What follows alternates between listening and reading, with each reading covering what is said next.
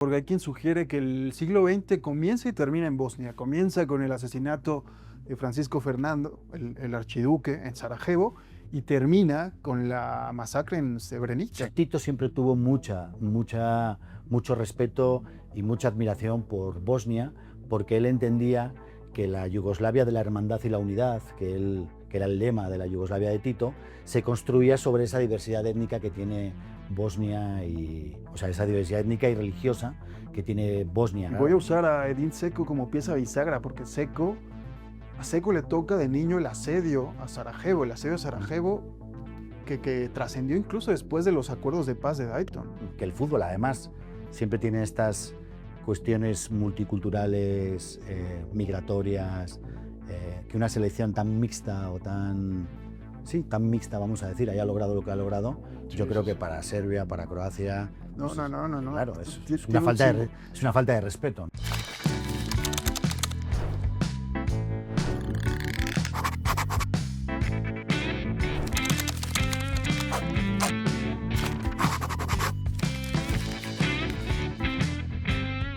¿Qué tal, raboneros? Estamos de vuelta con Mapa Fútbol después de una breve ausencia justificada por un parón de todo tipo, en términos de algoritmo, de selecciones incluso, que vamos a hablar de cosas muy interesantes. Volvemos con un país fascinante, aproximarnos nuevamente en la península de los Balcanes, un país singular en todo sentido. Yo digo que es un país singular en términos de composición étnica, de organización territorial, organización política. Bosnia y Herzegovina para conversarlo con Daniel González. Sí, un país muy especial, el corazón de los Balcanes, se puede decir, el corazón de la vieja Yugoslavia y con una pasión por el fútbol que no se ve habitualmente, ¿no? Entonces está bien que este tipo de selecciones en el mundo del postfútbol, en el que no se entiende muy bien qué era el fútbol y dónde vamos y dónde venimos, este tipo de recibimientos futbolísticos son de alguna manera contraculturales, ¿no? No es habitual que este tipo de países vayan al Mundial con estas aficiones, además, Claro. ¿no? Vamos a partir de esta imagen simbólica como metáfora del episodio, que es el partido del repechaje entre Bosnia e Italia. Me interesa porque el partido se juega en Zenica, que es una ciudad, es un polígono industrial prácticamente a 70 kilómetros al norte de Sarajevo.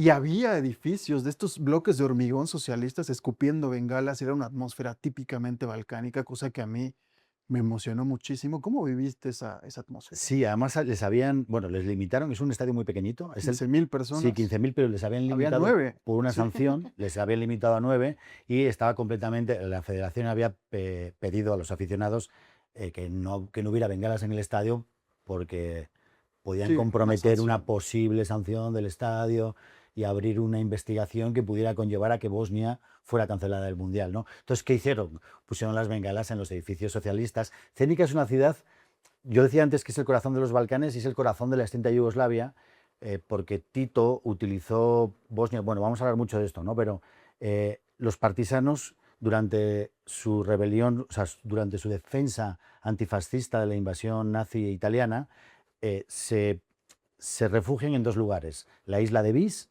que además tiene mucho que ver con el fútbol, porque ahí también se refugió el Hajduk Split, que se negó a jugar una liga que habían armado los nazis y los italianos.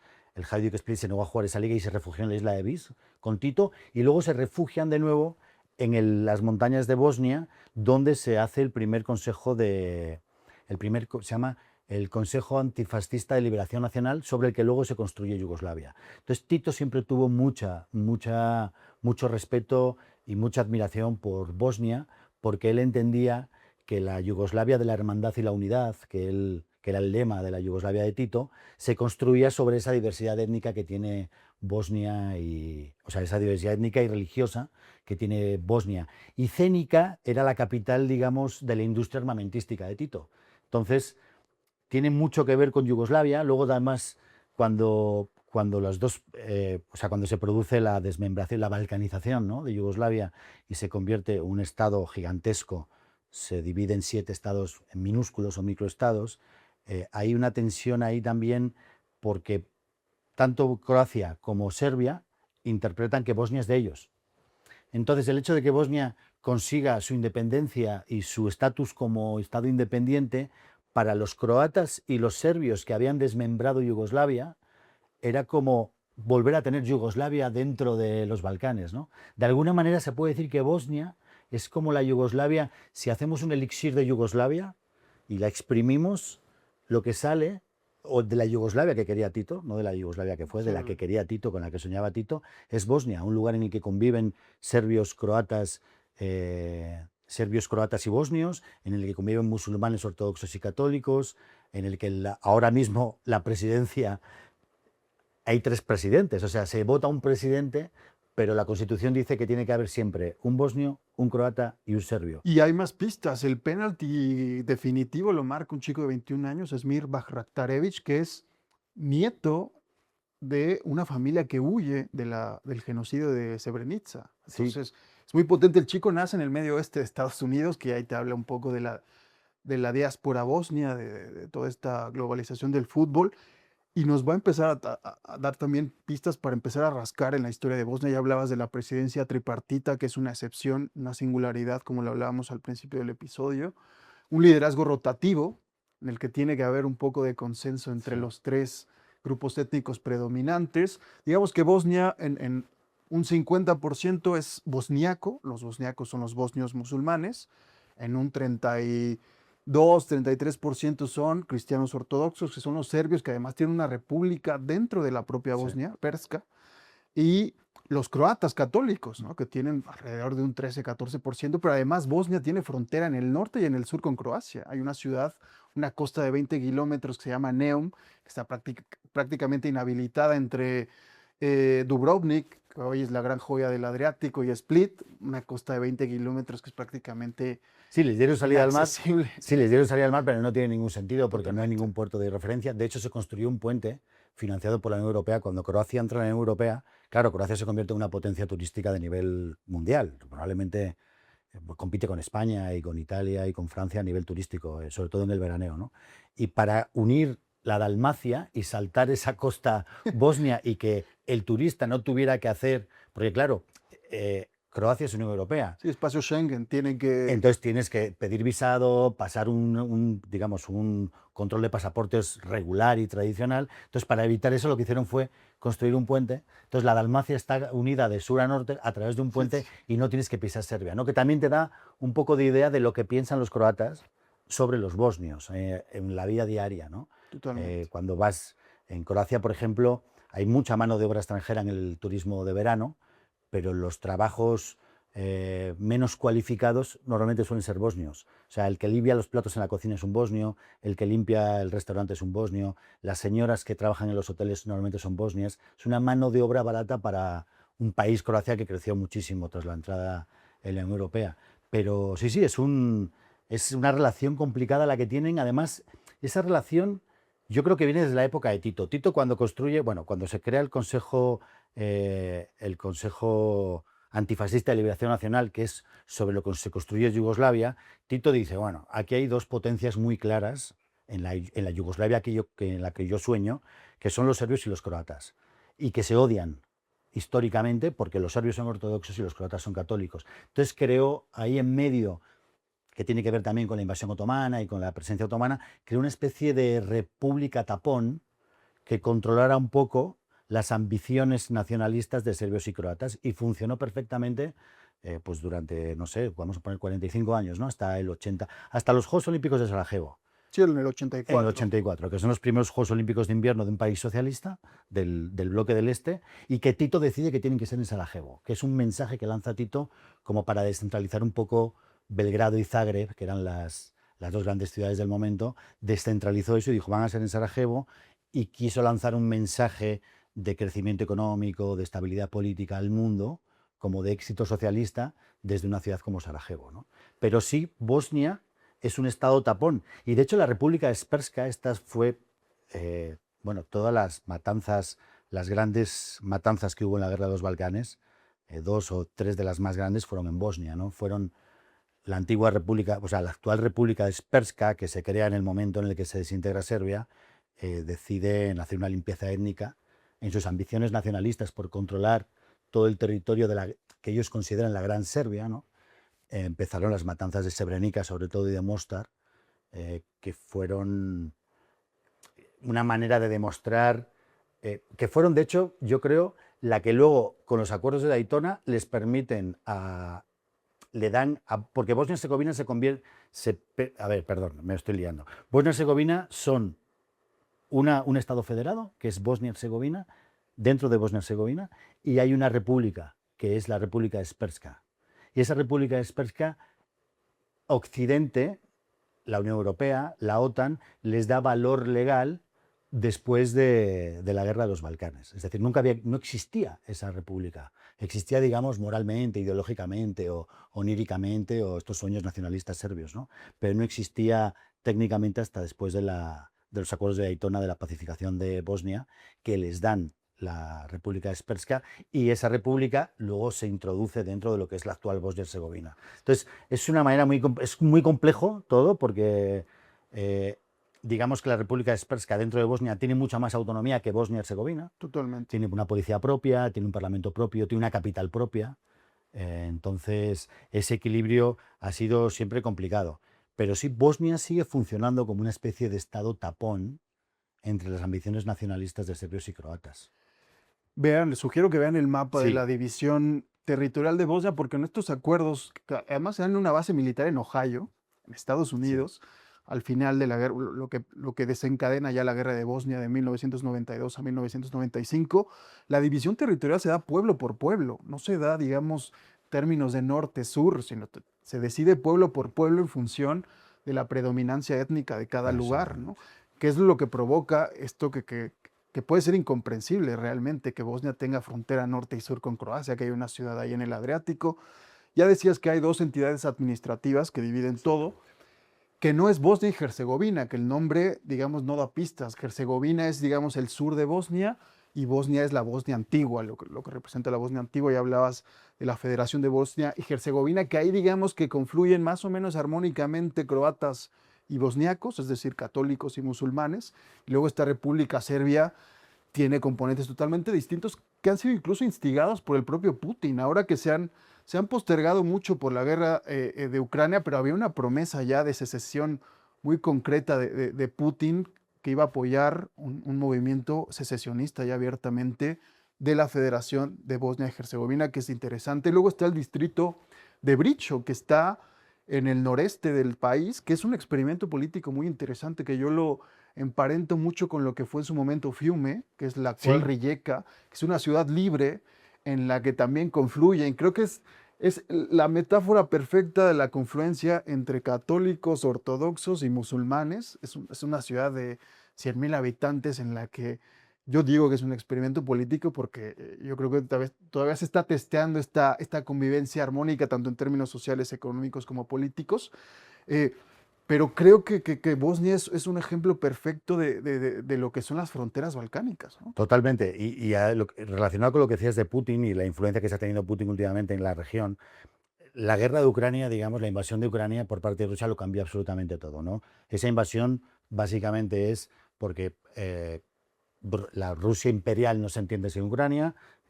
Putin considera que el corazón de la Rusia imperial está en Ucrania, pero los ucranianos, o buena parte de los ucranianos, estaban muy cerca de la Unión Europea. Es un poco lo que está pasando en Bosnia. Bosnia actualmente es país candidato. Hay como 3 estadios para convertirte en país, para que la Unión Europea anexe a un nuevo país, ¿no? El primer estadio es la solicitud, o sea, yo que soy me pongo a su disposición, que es lo que tengo que hacer.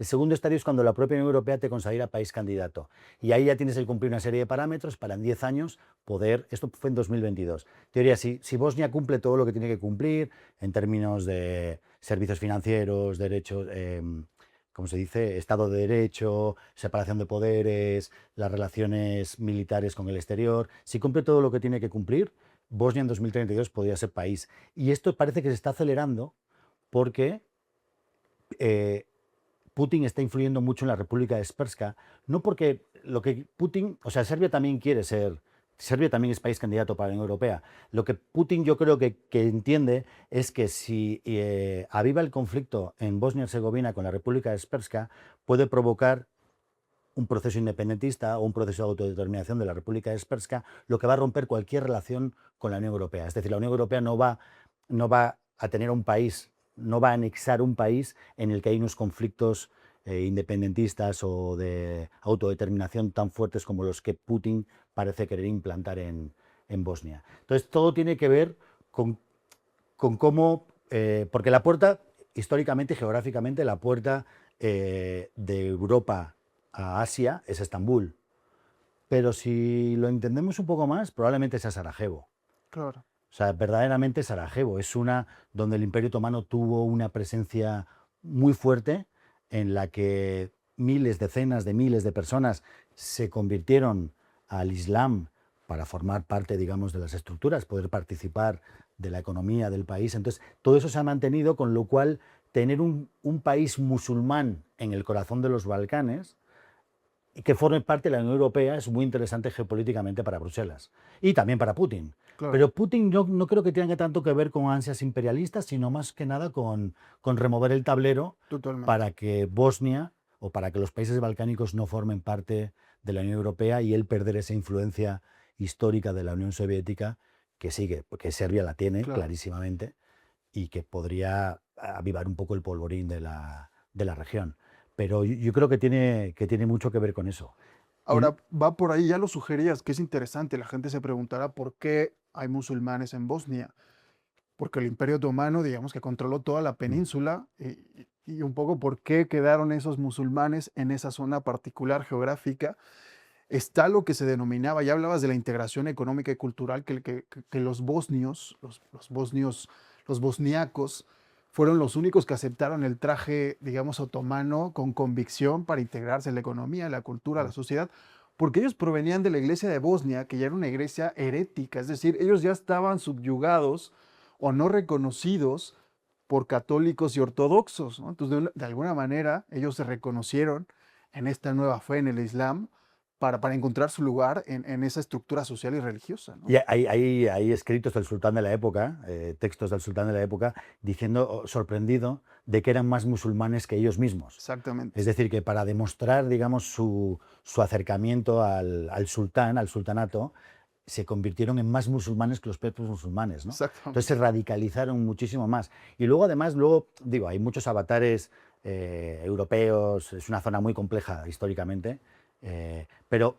el Imperio Austrohúngaro les da también cierta autonomía, ¿no? Les respeta de alguna manera al reino al reino de Bosnia, en contraposición también otra vez con las aspiraciones nacionalistas serbias, porque el reino de Serbia y Montenegro, digamos que no estaba muy de acuerdo con lo que se decidían bien ahí en Budapest, ¿no? Entonces, para calmar un poco también esas aspiraciones nacionalistas serbias históricas, les dieron también cierta autonomía a Bosnia. De alguna manera podemos decir que siempre ha sido una franja neutral que ha dependido de intereses que no eran los propios, ¿no? Siempre se ha desarrollado Bosnia desde finales del siglo XVIII como una entidad que, en vez de avanzar a favor de sus intereses, avanzaba enfrentándose a los intereses de los demás, ya fuera Austria-Hungría, ya fuera Serbia. Siempre ha tenido como esa defensa, digamos, esa situación de defensa respecto al otro. Y lo sigue teniendo a día de hoy, ¿eh? Es una isla, volvemos a ver el mapa, quitando esa pequeña salida al Adriático, están rodeados, digamos, por potencias enemigas, ¿no? De alguna manera, ya sean religiosas, ya sean políticas o ya sean étnicas, siempre han estado rodeados de gente que no quieren que estén ahí, ¿no? Sí, es impresionante. Incluso desde dentro, porque la República Srpska parece que es como un quintacolumnismo, No, parece totalmente. que está ahí puesta para que ese Estado no sea exitoso. Entonces, el hecho de que una selección, que el fútbol además siempre tiene estas cuestiones multiculturales, migratorias, que una selección tan mixta o tan mixta, vamos a decir, haya logrado lo que ha logrado, yo creo que para Serbia, para Croacia, No, pues, no. claro, es Tiene una falta de respeto, ¿no? Tiene un gran simbolismo. Y voy a usar a Edin Dzeko como pieza bisagra, porque a Dzeko le toca de niño el asedio a Sarajevo, que trascendió incluso después de los acuerdos de paz de Dayton. El asedio a Sarajevo, según está documentado, duró hasta el 96, cuando la guerra había terminado en el 95.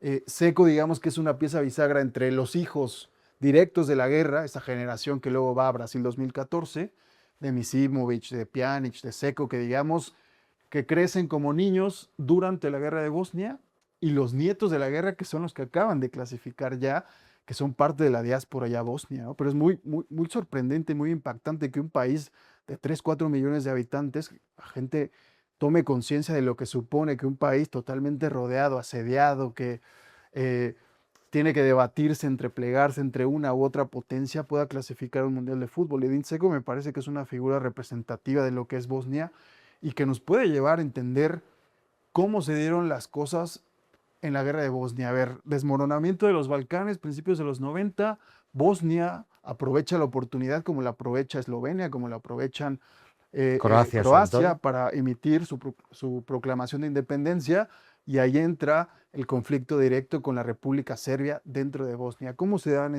todos estos sucesos en el 92? Claro, cuando todo se desmorona, o sea, cuando Croacia y Eslovenia firman su independencia o votan su independencia. Católicas y germanizadas, Exactamente. importante. Sí, una más mediterránea, sí, es que Croacia hay dos Croacias, digamos, Claro, ¿no? Está la Croacia dálmata, que es, tiene ninguna diferencia con el sur de Italia, el sur de sí, Francia sí, o el sí, sur de España, es mediterráneo total.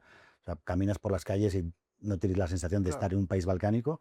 Y luego está la Croacia interior, ¿no? La Croacia de Zagreb, que esa es la Croacia, digamos, más nacionalista, ¿no? Y es un poco, con Bosnia sucede una cosa muy curiosa, porque ha sido un país siempre muy aislado, o una sociedad muy aislada. De hecho, el hecho de que se hayan mantenido los musulmanes tan, eh, tan firmes durante tantos siglos, te da un poco la idea de que ha sido un país siempre muy montañoso, muy aislado, y esta selección, curiosamente, es la selección de la diáspora, como tú decías, muy cosmopolita. Todos juegan Totalmente. en ligas además medianas de Suiza, Holanda, Alemania. sí, Noruega, Dinamarca, países como que son curiosamente los países que los recibieron después de Sí, sí, sí. los famosos hijos de la guerra o los nietos de la guerra en este caso, ¿no? Pero a mí hay una parte muy interesante cuando se desmorona Yugoslavia, vamos a ir ahora a eso. Claro, muchos futbolistas tienen que decidir dónde van a jugar. Por ejemplo, en el Barça estaba Codro, en la Real Sociedad, perdón, luego fue al Totalmente. Barça. Codro es bosnio, nacido en Mostar, y decide, cuando todo se desmorona, jugar con Bosnia. Pero Savo Milosevic, bosnio también, Decide de la jugar. República de Srpska, apuesta por jugar, sigue jugando con Yugoslavia, de hecho forma parte de la última gran selección de Yugoslavia, esta de Mijatovic, Sí, la de porque Mijatovic Mijatovic, montenegrino. Savicevic, sí, sí, sí. Exactamente, pero los dos siendo bosnios, uno decide jugar con la nueva Bosnia y el otro decide irse con lo que era Yugoslavia y Claro. luego posteriormente Serbia, ¿no? Pero bueno, cuando todo se desmorona, eh, el ejército popular yugoslavo, el que controlaba el ejército de Tito, el que hacía que el Estado, que la Yugoslavia estuviera unida o que mantenía el statu quo, digamos, que había mantenido Tito, se empieza a desmoronar, claro.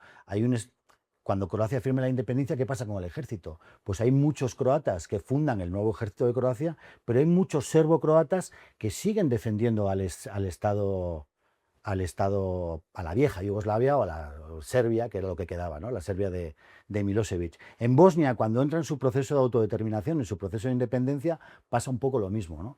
Y entonces ahí, cuando Bosnia se desmorona como república yugoslava, es cuando las aspiraciones nacionalistas de croatas y de serbios empiezan, tanto por el norte como por el sur como por el este, empiezan como a apretar, apretar, apretar, porque los dos querían controlar. Vamos a decir que lo que ellos imaginaban es la mitad, si vemos el mapa de Bosnia, ¿no? Vemos el mapa de Bosnia, la mitad sería croata y la mitad sería serbia. Eso era más o menos lo que ellos planteaban. Y ahí empieza, claro, todo eso con unas reivindicaciones étnicas y religiosas fuertísimas dentro de la propia Bosnia. Entonces ahí empieza el sitio de Sarajevo. El sitio de Sarajevo era una medida de presión por parte de la República Srpska de Radlo Mladić, Carnicero de el los carnicero, Balcanes, criminal de guerra. criminal de guerra, el responsable de la matanza de Srebrenica, que él lo que dice es, bueno, ya que no podemos avanzar militarmente, vamos a avanzar étnicamente. Entonces, la única manera de hacer desaparecer a un país era de hacerlo desaparecer étnicamente. Y solo en Srebrenica están datadas 9.000 asesinatos, Varones varones, solo bosnios, varones, que tiene que exactamente. ver con Exactamente. Y claro, la corta. conservación de la etnia, ¿no? Exactamente. Es Es la muy, eliminación total de la población viva y además vamos a cortar la posible reproducción de la etnia en el futuro, ¿no? Y la matanza, bueno, en esa matanza de Srebrenica, en la que Radlo Mladić es era el presidente de la República Srpska, o el general y El el ejército, comandante, sí. exactamente, un militar, digamos, filósofo, por cierto. Sí. Filósofos, a veces los filósofos tienen estas cosas. Eh, Hace la matanza, o sea, provoca la matanza de Srebrenica, y en esa matanza participa Arkan. Arkan, que era el líder de los ultras de la Estrella Roja de La Estrella Belgrado, los Roja. de Lige, que era, digamos, la vanguardia militar, sociomilitar o paramilitar del ejército que quedaba de Yugoslavia, y que se van desplazando por toda la República, o sea, por toda la vieja Yugoslavia, haciendo limpieza étnica. Arkan, íntimo amigo, por ejemplo, de Sinisa Mihailovic. Sinisa Mihailovic, exactamente. Exactamente, íntimos amigos desde la juventud. Es interesante porque Srebrenica, digamos que es una ciudad en el este, en las montañas, una ciudad que en ese momento estaba declarada como zona segura porque estaba salvaguardada por los cascos azules neerlandeses, Mm. por la ONU. Entonces, mucha gente de Sarajevo, cuando se da el asedio, que había francotiradores en las calles, eran imágenes impactantes, el asedio de Mm. Sarajevo, mucha de esa gente huye hacia Srebrenica porque teóricamente era una ciudad segura. Y ahí entra la perversión, ¿no? En una ciudad protegida por la ONU entra el ejército de los serbio-bosnios a hacer una limpieza Mm. étnica de 8.000, 9.000 varones bosnios. Todavía sigue habiendo alrededor de 1.000 personas no identificadas, ¿no? Sigue siendo una fosa común abierta, que es el gran drama contemporáneo del que sigue llorando y que sigue padeciendo la sociedad bosnia, ¿no? Es increíble que protegidos por la ONU hayan entrado los Sí, serbio-bosnios a hacer hay mucha una... literatura sobre sobre la participación. Claro, eran cascos azules, en realidad no era el ejército holandés, No, no, no, era el ejército de la ONU, era una parte del ejército holandés, pero bajo la bandera de la ONU, claro. fuerzas de pacificación que en teoría no tenían, solamente tenían capacidad de defensa, ¿no? Hay mucha literatura sobre ese comportamiento de ese general holandés. Al parecer, él no, hay ciertos toques racistas o antiislámicos en cómo se comportaban los holandeses en aquel momento. Y bueno, en Holanda, de hecho, tuvo que dimitir cuando saltó el escándalo. Muchos juzgados por crímenes de guerra, varios Sí, sí, militares sí. holandeses juzgados por crímenes de guerra. Cuando saltó el escándalo, tuvo que dimitir el gabinete entero del gobierno holandés. Dicen que hay un filósofo holandés que dice que si Estados Unidos tuvo Saigón, Bélgica tuvo el Congo belga, el Congo, que Holanda tuvo Srebrenica, y que es una mancha de la que no se van a poder librar nunca, porque no hicieron absolutamente nada. Y al parecer no es que no hicieran nada, es que al parecer también estaban hay literatura sobre que estaban en connivencia con Mladic y con Arkan y con Milosevic, y que estaban un poco convencidos. Claro, la defensa holandesa respecto a lo que pasó es que cuando Holanda llega a Bosnia, Bosnia estaba completamente asediada.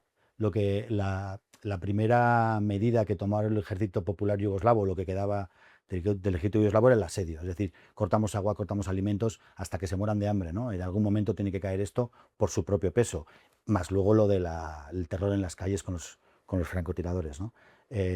Entonces dicen que los holandeses estaban muy asediados, que no podían hacer nada, los propios soldados, la infantería, que no podían hacer nada y que estaban rodeados siempre de gente pidiéndoles comida, y que la base estaba completamente por la propia necesidad de la gente, ¿no? Y que eso generó un sentimiento de rechazo del propio ejército holandés respecto a la gente a la que iban a proteger, y que pues levantaron la mano. Y sin la participación, no sin la participación, sin la pasividad de los holandeses, probablemente Srebrenica no hubiera ocurrido. Pero bueno, estaban ocurriendo matanzas en todas las esquinas, ¿eh? Sí, sí, sí. En Mostar, por ejemplo, El puente que es la el famoso imagen puente que metafórica. une, exacto, que lo que hablamos antes de Bosnia como puerta de entrada a Asia, digamos, o a Oriente Medio, que es Estambul, pero que también es Bosnia. se, Mostar es como un gran ejemplo de eso, ¿no? Una ciudad dividida en dos, entre católicos y musulmanes, y que un puente del siglo XVI o del siglo XV une a las dos ciudades, como metafóricamente uniendo a las dos Europas, ¿no? O a los dos continentes, o a las dos... Y ese fue el puente que destrozaron en el minuto uno de la guerra, en Mostar, que donde también hubo un genocidio, y que luego simbólicamente se reconstruyó con fondos de la Unión Europea como para demostrar al mundo que la paz se había firmado, ¿no? O sea, sí se firmaron acuerdos de paz, pero digamos que la paz no se hizo, no entró en el imaginario colectivo hasta que el puente de Mostar no se reconstruyó, que yo creo que fue en el 2000 o en el 99, por ahí, ¿no? Y bueno, que la gente entienda que es pertinente hacer el matiz. En Bosnia el Islam es cultural, no hay un Islam radicalizado ni es un Islam Exacto. extremo como en otras partes Como Chechenia, por ejemplo, exactamente. que es un país que se puede asimilar de alguna manera a Bosnia, pero donde sí ha habido tradicionalmente Sí, sí, terrorismo, quiero decir. terrorismo. Y la gente puede entender con esto por qué se eligen a tres presidentes y por qué hay un liderazgo rotativo en un país completamente singular, como lo hablábamos antes. De hecho, este año, en octubre, hay elecciones. Ya termina el periodo de 2022-2026, así que vamos a estar pendientes a ver qué ocurre en Bosnia en los próximos comicios. Voy a ir encadenando recomendación porque quiero sacar un personaje que me interesa y que tiene mucho que ver con lo que decías de Savo Milosevic. Emir Kusturica. Emir Kusturica, el gran cineasta serbio, él nace en Sarajevo. Él, de hecho, su padre es serbio convertido al Islam. Kusturica nace como bosnio musulmán en Sarajevo, una Sarajevo de los 60 que era muy bohemia. También hay Sí, una sí, escena claro, muy claro. interesante en Sarajevo, Mm. 60, setentera, muy hippie, en la que nace Emir Kusturica y él después se convierte al cristianismo ortodoxo y se declara públicamente serbio. También esto me interesa mucho a la hora de entender este polvorín en términos étnicos. Y Kusturica ya tirando, recomiendo absolutamente toda su obra, pero hay una película puntual que habla de esa Sarajevo de los 60, que es Conoces a Dolly Bell, que es un chico una Sarajevo muy crepuscular que conoce una prostituta y la coge en su sótano, la tiene ahí viviendo en su sótano y desarrolla una amistad y una relación muy estrecha con una prostituta y con ladrones y con narcotraficantes, ¿no? Está esta Sarajevo muy crepuscular. Conoces a Dolly Bell, es una película de las primeras de Kusturica por ahí de los 80, muy autobiográfica, que habla de ese Kusturica Sí. niño que crece en esa ciudad de Sarajevo, que era particularmente agitada en términos culturales, ¿no? Que yo creo que justo esa película explica lo que pasa con Kusturica. Kusturica, bueno, yo cuando llegué a la universidad en los tardíos noventas, Kusturica era un Sí, sí, referente sí. cultural, popular, de una izquierda no tan radical, una izquierda moderada, pero como un tipo que demostraba que se podía hacer muchas cosas con muy poco dinero, ¿no? Yo creo que a Kusturica lo que le pasó es que tenía como, como le pasa a cualquier niño, ¿eh?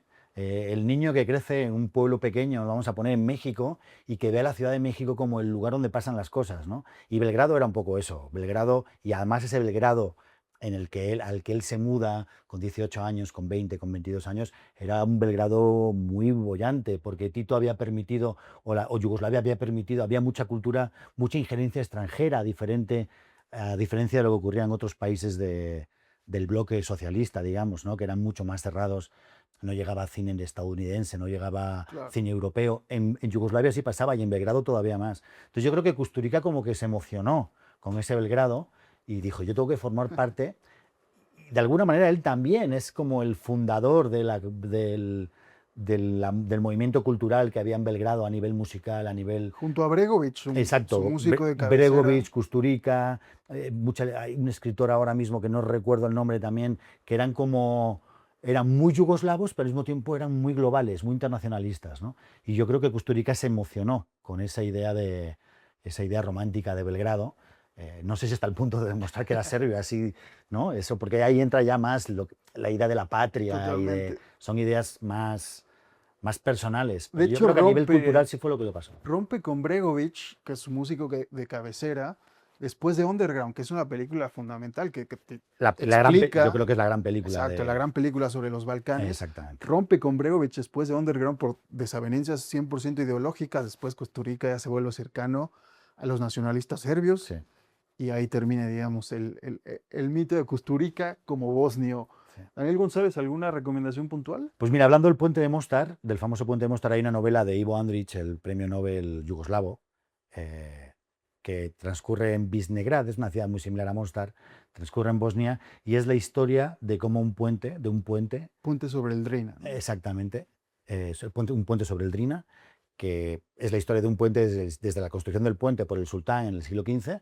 hasta el siglo XX, poco antes del inicio de la Primera Guerra Mundial, y explica muy bien los Balcanes. Bueno, de hecho, Pasa mucho con todos los referentes culturales yugoslavos, que nunca sabes muy bien, ¿no? Porque, claro, ellos tenían sus propias convicciones nacionalistas de sus pueblos de origen. Si eras croata, eras bosnio, eras montenegrino, siempre nunca dejabas de ser un poco eso, a diferencia de Kusturica. Nunca dejabas de ser un poco eso, pero al mismo tiempo estaban subyugados a la gran Yugoslavia. Es decir, había que mostrar que Yugoslavia estaba unida y que no eran 7 repúblicas, sino que era un solo Estado, ¿no? Entonces, esa contradicción o esa tensión entre las dos miradas la tiene muy bien Ivo Andrić. Y luego hay una peli muy buena también que yo creo que ganó el Oscar en 2001, Tierra de Nadie. Lo gana Mejor Película Extranjera, Sí, ¿no? sí. Llegó a ganar el Oscar, 2001. exactamente, Sí. que es la historia de un soldado serbo-bosnio, Ujú. no, de un soldado bosnio y un soldado serbo-croata que están en una trinchera y a través de esa trinchera, no es un plano secuencia, pero a través de esa relación entre los dos, luego aparece una mina que uno no se puede mover porque si se mueve explota la mina, hay como un conflicto moral de salvo a mi amigo o salvo a la patria o la bandera o las relaciones personales. Explica un poco la locura de la guerra de los Balcanes desde un punto de partida muy sencillo, ¿no? Y es una gran película. Y luego una canción que la llevo escuchando un par de años o tres, de una banda que se llama The Case, que son de Merseyside, muy cerca de Liverpool, que tiene una canción que se llama Sarajevo, Sarajevo. que cuenta, está muy buena la letra porque cuenta la historia de qué hubiera pasado. O sea, es un tipo que es Franz Ferdinand, Ya. el Claro, archiduque, no hablamos y no hemos hablado de del Franz Ferdinand, archiduque. claro, el que lo cambió todo, el asesinato del archiduque en Sarajevo, y cuenta que es el archiduque que llega a Sarajevo, pero no le acaban por matar. Entonces, como que se salva, ¿no? Ya. Entonces, lo que te deja a pensar es qué hubiera pasado, ¿no? Si no hubieran asesinado al archiduque, el mundo de ayer, de Stefan Zweig, o sea, te deja Totalmente. como muchos interrogantes de qué hubiera pasado, porque yo, ya lo he dicho aquí alguna vez, tengo un amigo que dice que la muerte del archiduque lo cambió todo, ¿no? Y yo Totalmente. estoy completamente convencido de que el mundo de ayer es a partir de la muerte del archiduque en Sarajevo.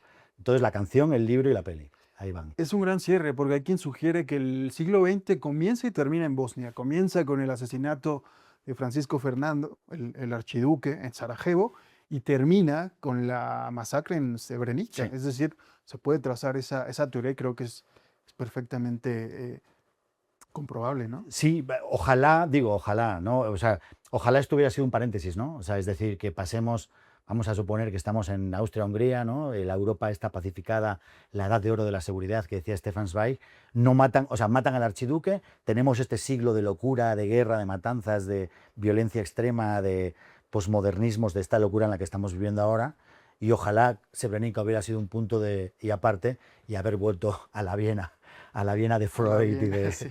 no, pero no va a pasar. No va a Entonces, pasar. Hay que recordar lo que sucedió en Srebrenica porque es sí.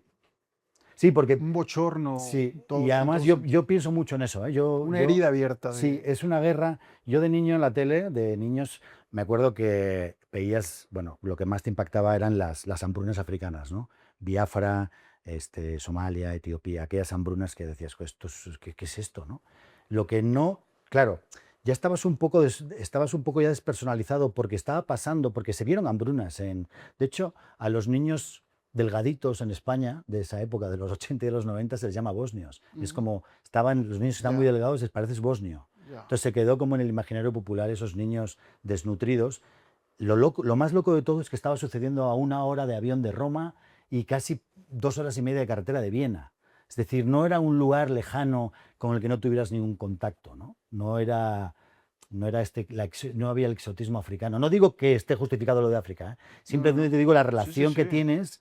Dices, ¿cómo puede pasar eso en el corazón de Europa a 1 hora y media de Roma, a 2 horas y media de Viena, a 4 horas y media de Londres? O sea, es una cosa, yo no entiendo cómo pudimos permitir que pasara aquello. Y luego los bombardeos de Sarajevo, de Belgrado, perdón, que son los únicos bombardeos que ha hecho la OTAN. Sí, la OTAN. O sea, no sé si los únicos no, perdón, los primeros bombardeos de la OTAN fueron en Belgrado, contra un Estado que no era agresor contra los intereses de la OTAN. Entonces, sí fue un periodo de locura que ojalá hubiera terminado en Srebrenica, pero no.